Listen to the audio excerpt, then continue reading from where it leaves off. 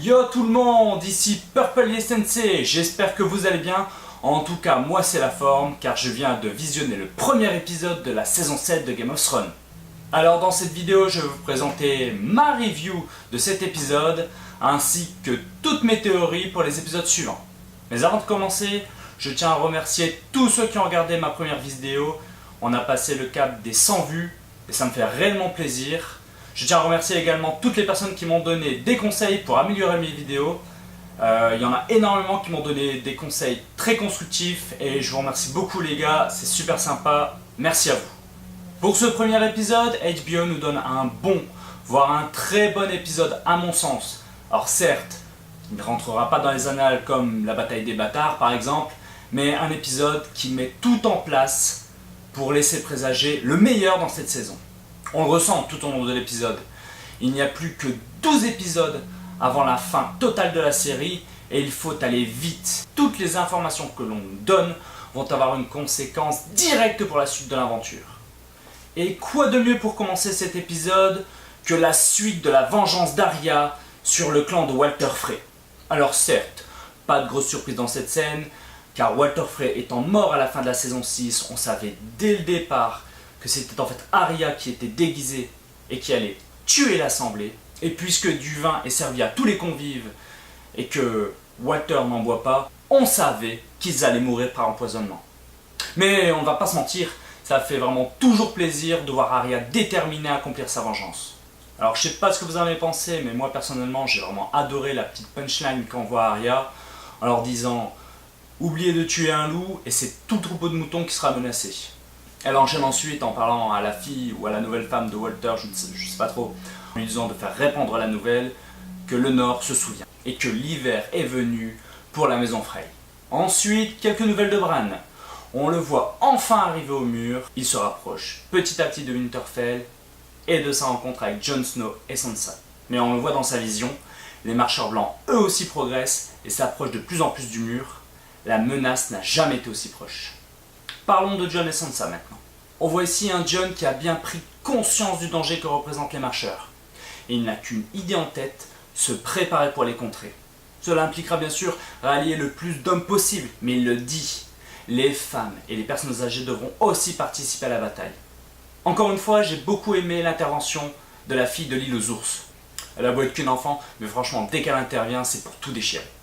Jon se montre ici comme un nouveau roi digne, honnête, et qui ne se déshonore pas. Il est vraiment le digne héritier de Ned Stark. Il est déterminé et il ne cède pas la pression, même celle venant directement de sa sœur Sansa. Il y a urgence pour contrer les marcheurs et Jon le sait. C'est pour ça qu'il veut envoyer des détachements pour renforcer la présence militaire sur les châteaux, et particulièrement à Castle Black. Il compte envoyer également Tormund et les Sauvageons pour renforcer un château au-delà du mur. Et il a aussi bien conscience qu'il va falloir beaucoup de vers dragons pour pouvoir lutter contre les marcheurs. On voit également ici que certaines des décisions prises par Jon peuvent mener sur un terrain de mésentente entre lui et Sansa. En effet, lui de son côté est préoccupé uniquement par la réelle menace sur le royaume, c'est-à-dire les marcheurs blancs, tandis que Sansa s'inquiète énormément du sud et notamment de Cersei Lannister. Elle a vécu longtemps à ses côtés, elle la déteste et elle sait de quoi elle est capable. Sur ce point-là, j'espère que Jon ne va pas être sourd aux critiques reçues par sa sœur, car son père avant lui et son frère Robb ont tous les deux été victimes des bassesses des Lannister. En tout cas, quelque chose de très bénéfique ici, c'est qu'on voit Sansa qui n'écoute plus les conseils de Littlefinger. Je pense que maintenant elle a compris et qu'elle ne se laissera plus du tout influencer par lui à l'avenir. On passe ensuite à Port-Réal où on retrouve Cersei et Jaime dans la nouvelle salle stratégique créée par Cersei. On constate que Cersei est déconnectée de la réalité, elle est devenue vraiment complètement folle. Et même seule contre tous, elle continue à vouloir faire la guerre. Heureusement pour elle, Jaime est là avec la voix de la raison. Il a les connaissances militaires. Il sait que seuls, actuellement, ils ne pourront arriver à rien et que la défaite est assurée. Seuls, entourés par des ennemis, ils sont vraiment dos au mur. Ils ont la nécessité de trouver un ou des nouveaux alliés, mais des alliés de qualité, des alliés puissants. Cersei nous révèle très vite qu'en fait elle avait déjà ça en tête et qu'elle a déjà prévu un nouvel allié pour la maison Lannister. On voit donc l'immense flotte de 1000 navires d'Euron Greyjoy arriver à Port-Réal.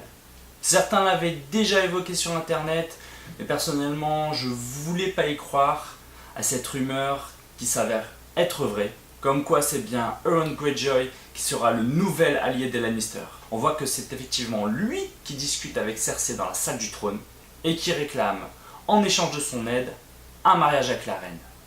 Bon, je suis plutôt satisfait de comment la chose a été tournée.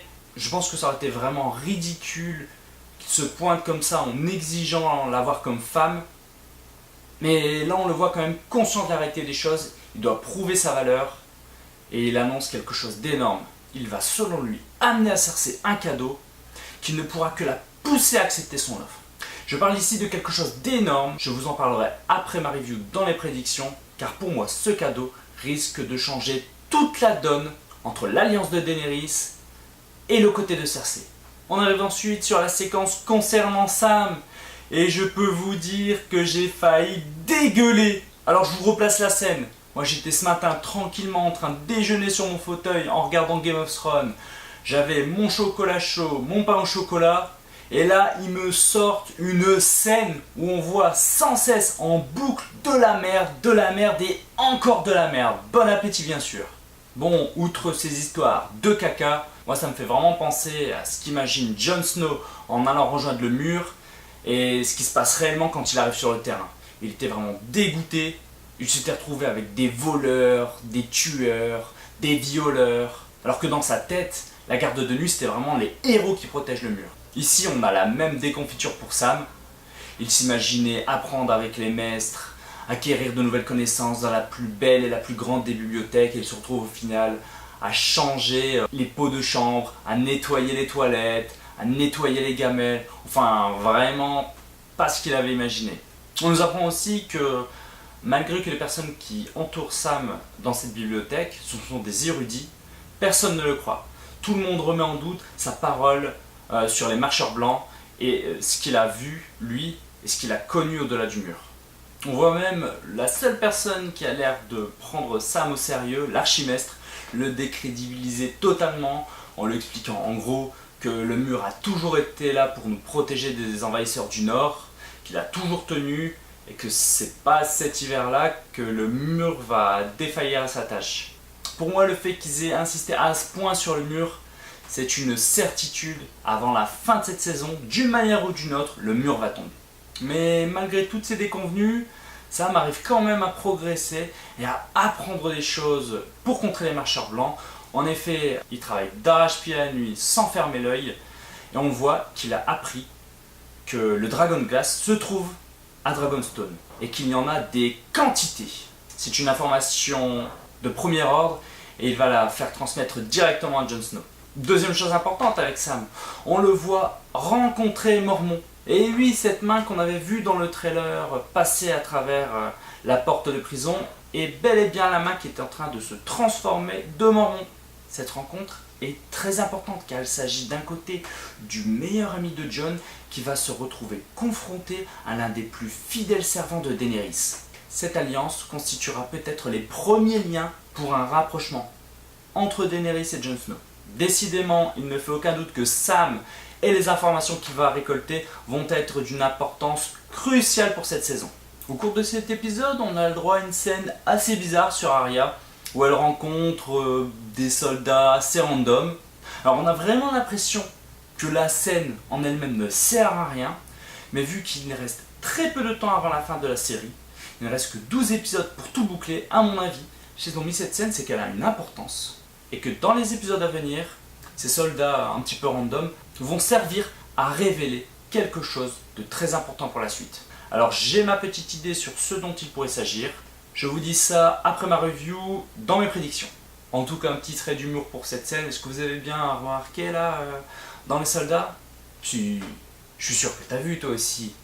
T'as bien regardé? T'es sûr que t'as bien regardé la tête des soldats? Bah oui, Ed Sheeran, mais qu'est-ce qu'il fout dans Game of Thrones, sérieux? On retrouve ensuite Clegane et la confrérie qui continuent leur route vers le nord pour rejoindre certainement Winterfell et Jon Snow. On sait qu'ils sont au courant pour les marcheurs blancs et qu'ils se dirigent vers le nord pour apporter leur aide. On voit ici un Clegane changé, il est bien différent de celui qu'on avait au début de la série et le fait qu'il s'arrête dans cette maison n'a pas été fait au hasard. On nous montre un Clegane qui regrette les actes qu'il a eus plus tôt dans les saisons précédentes quand il avait tué la famille justement pour leur voler leur nourriture. Je pense qu'à un moment ou à un autre, il y aura bel et bien un rapprochement entre lui et Arya. Clegane qui est décidément mis en avant pour cette saison. On le voit même avoir la possibilité de voir des choses dans les flammes. Il a ici des visions, la vision des marcheurs blancs qui approchent du mur. Pour la dernière séquence de ce premier épisode, on a enfin Daenerys qui arrive à Dragonstone avec tous ses bateaux, ses 3 dragons. Je peux vous dire que moi j'ai trouvé cette scène magnifique. Le rendu de Dragonstone est tout simplement époustouflant. Et franchement, je pense que vous allez être d'accord, mais chapeau. Moi vraiment, j'applaudis le compositeur de la série, car je ne sais pas si vous avez bien écouté, mais sinon, repassez-vous la scène, tendez l'oreille. Mais quelle musique magnifique pour leur arrivée à Dragonstone. Franchement, c'est ce genre de musique qu'on kiffe entendre dans Game of Thrones. Comme on pouvait s'en douter, grâce au trailer, on voit beaucoup d'émotions chez Daenerys lorsqu'elle arrive sur son lieu d'origine, sur le lieu où sa famille a régné pendant des décennies, voire des centaines d'années. On la voit toucher le sable en arrivant car elle n'en croit pas ses yeux. On la voit tout de suite retirer les bannières de la maison Baratheon pour faire peau neuve. Et quelle émotion quand on la voit entrer dans la salle du trône. Vergris essaie de s'avancer, mais on lui dit reste en retrait, laisse-la profiter un petit peu du moment. Et enfin, pour terminer cet épisode, on la voit arriver dans la salle avec la map, avec la carte qui est gravée dans la pierre, là où on prépare les batailles, là où on prépare les stratégies. On voit donc Tyrion et Daenerys passer autour de la table, regarder la pièce et la Daenerys nous lance tout de suite. Quand est-ce qu'on commence? On la voit, elle est prête, elle a vraiment hâte de récupérer le trône. Et on voit ici directement que dans les prochains épisodes, les batailles vont commencer. Pour moi, je le répète, mais c'était un très bon épisode, un épisode de qualité. Sans bataille, certes, sans trahison, certes, sans rebondissement pour l'histoire, certes, mais un épisode qui installe minutieusement toutes les pièces sur l'échiquier et qui nous prépare vraiment pour tous les événements majeurs à venir. Les scènes sont toujours filmées avec autant de qualité, la musique est juste magnifique. Bref, pour moi, tout est là pour faire un bon épisode de Game of Thrones. Passons maintenant au moment que je préfère. Tu le sais, tu me connais, tu sais que j'aime faire des théories. On va passer aux prédictions. Pour moi, il est évident que le temps joue contre les habitants de Westeros. Et ça, Jon Snow le sait. Maintenant qu'il va avoir l'information de la part de Sam qu'une grande quantité de Dragonglass, ou en français de Verdragon, se trouve à Dragonstone, il est maintenant évident qu'un rapprochement rapide va avoir lieu entre Daenerys d'un côté et Jon Snow de l'autre. Ce rapprochement va être arbitré par Sir Davos à mon avis et Tyrion, et ils ont tout intérêt, dans un camp comme dans l'autre, d'accepter à faire alliance. Je pense que Daenerys dans un premier temps va refuser, car sa priorité est de récupérer le trône de fer. Et elle l'avait dit plus tôt, peu importe les familles, que ce soit les Lannister, les Stark ou toutes les autres familles, elle veut tous les faire disparaître. Donc je pense que dans un premier temps, elle va refuser, pensant à la guerre contre Cersei. Ensuite viendra certainement les interventions de Sir Davos, notamment, pour faire revenir à la raison Daenerys et permettre au minimum à Jon Snow d'utiliser les mines de Verdragon.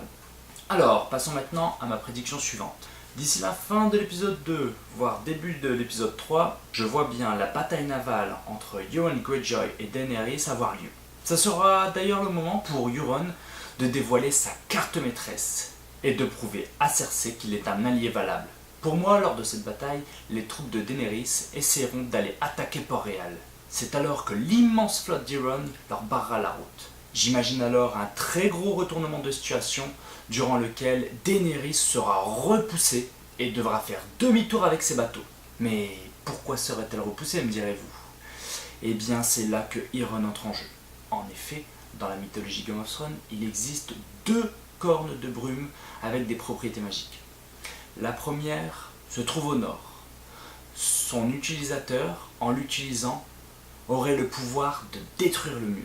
On n'en entend pas parler dans la série, mais dans les livres, ces 2 cornes existent bel et bien. Une deuxième corne, perdue dans l'ancienne Valyria, aurait le pouvoir de dompter les dragons. À la fin de la saison 6, Euron nous expliquait qu'il s'était exilé de l'île de Fer et avait voyagé partout dans le monde.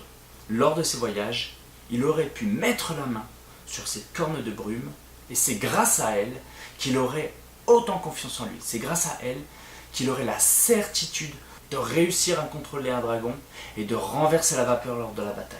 Imaginez-vous Euron rentrant victorieux à Port-Réal et de surcroît, avec un dragon à offrir à Cersei, celle-ci serait obligée d'accepter son offre et une union entre les deux pourrait bien avoir lieu.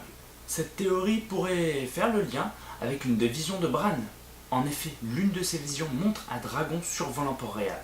Alors, que pensez-vous de cette théorie? Dites-moi un petit peu dans les commentaires. Est-ce que vous trouvez que c'est probable? Pensez-vous que ça va se réaliser? Ou imaginez-vous plutôt une autre issue à cette bataille?